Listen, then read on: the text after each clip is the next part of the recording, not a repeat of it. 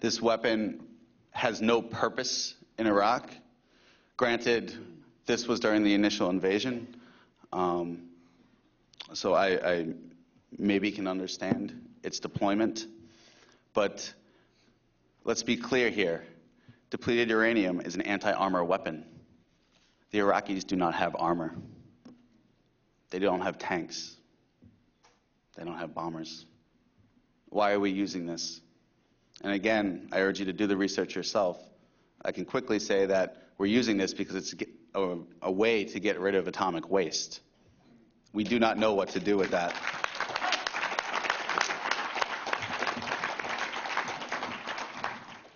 We are poisoning our soldiers. We are poisoning the people of Iraq. But make no mistake, we are poisoning the world. I can test every single person in this room, and I can find depleted uranium in your hair. I was tested myself personally. In Australia, I have begged the VA for testing. I received this letter recently. Dear Mr. Howard, I checked with a provider who has been with the VA and many branches of the services, and he does not know of any depleted uranium testing. I have put in a request for your dental visit, but it will be most likely only cover an evaluation for mouth-jaw pain due to grinding teeth for PTSD. For routine cleaning, we would need a letter from your command that states you are due for routine dental work prior to leaving the service. The VA has continually denied my request to be tested for depleted uranium. This letter clearly shows that they're saying a test doesn't even exist. And I will say for the record, a test does exist. It's the wrong test. It's a urinalysis that's used to detect exposure, immediate exposure. The problem with depleted uranium is that these particles dig deep within your body, and you will not find them in your urine after a couple days. You need a very expensive test, one that the VA is certainly not willing to pay for. But I would also like to point out that the VA does recognize the danger of depleted uranium.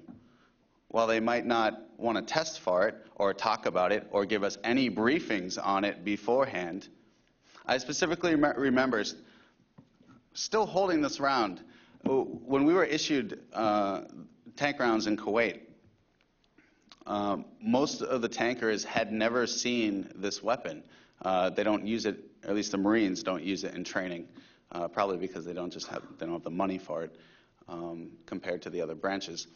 But when we finally got to Kuwait and were being issued this ammunition, I just so clearly remember these Marines coming up and saying, "Hey, Howard, will you take my picture? Will you take my picture?" They wanted the picture of them holding the Black Widow, because this is the first time that they ever got to actually have their hands on it. And this was a depleted uranium sabot round that went in a tank.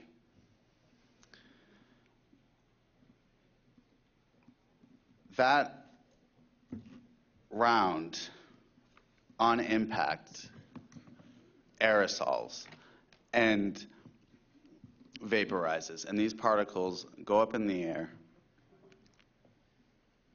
And that's why I was saying I can test every single one of you for depleted uranium and find it in your hair. These particles blow up into the atmosphere and are disseminated all around the entire globe. They have found depleted uranium on the skin of NASA vehicles in space. We are changing the entire genome of our planet. Human beings, cats and dogs, plants. We are changing the genetic makeup of our planet by using these munitions in Iraq and Afghanistan. And as I said, the VA does recognize the danger, albeit in a different way. I'm holding here a depleted uranium questionnaire that I had to download from the VA. I certainly never saw this in Iraq. And it says, did you enter an Abrams battle tank to retrieve sensitive items immediately after it was struck by friendly fire? Why do they ask this question? Because they know how dangerous a situation that is. And my best friend, Lance Corporal Greg Strell, did exactly that. He entered an Abrams battle tank to retrieve sensitive items immediately after it was struck by friendly fire. And those sensitive items did not need to be retrieved. The tank was already destroyed. In fact, there were live rounds still on that tank. My command that ordered him to retrieve those sensitive items put his life at risk. Those rounds could have cooked off. And not only that, they weren't that sensitive to begin with. Another hellfire could have been launched into that tank and we could have moved on. Instead, he was ordered to stay on that tank for an extended period of time and was exposed to depleted uranium in the process. I'd like to also speak to the first casualty of the war while we're talking about munitions. I was next to Staff Sergeant Alva,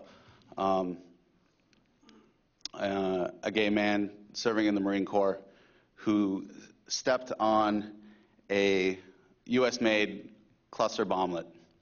We had pulled into a hasty Iraq artillery site. As we went into the site, we immediately started to dismount our vehicles. At that time, I heard an explosion to my back, off to the left. I immediately heard corpsman up. Then came a second explosion. Then my gunner came to my truck holding one of these bomblets. First casualty of the war was from the U.S.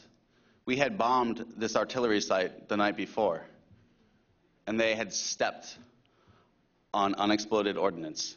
This is why there is a movement in the world not to use these weapons.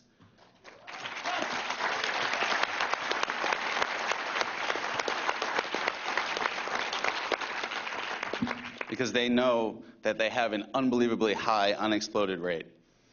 And that if it's not a child that picks it up to play with it, a lot of times they're actually fluorescent yellow and look like tennis balls. If it's not a child, then it's going to be a Marine. What I saw in Iraq was just an intense disrespect for the country that we were invading. We treated this country like it was our own personal cesspool. The whole way to Baghdad, we threw trash out the windows. We defecated in the streets. The first building I got to in Baghdad was the UN building, the UN headquarters. It no longer exists. It was razed to the ground by an attack a couple weeks after we left. We got to this building, and it had been swept through a couple days prior by another Marine unit. This building was destroyed. File cabinets were tipped over. Computers were smashed. There was spray paint on the walls. Again, people had defecated in the hallways. This was the culture. This was the attitude that we had. This was the way we conducted ourselves. This was the UN headquarters building. Now, to my command's credit, we were actually ordered to help clean up that building when we got there. But what I saw absolutely disgusted me.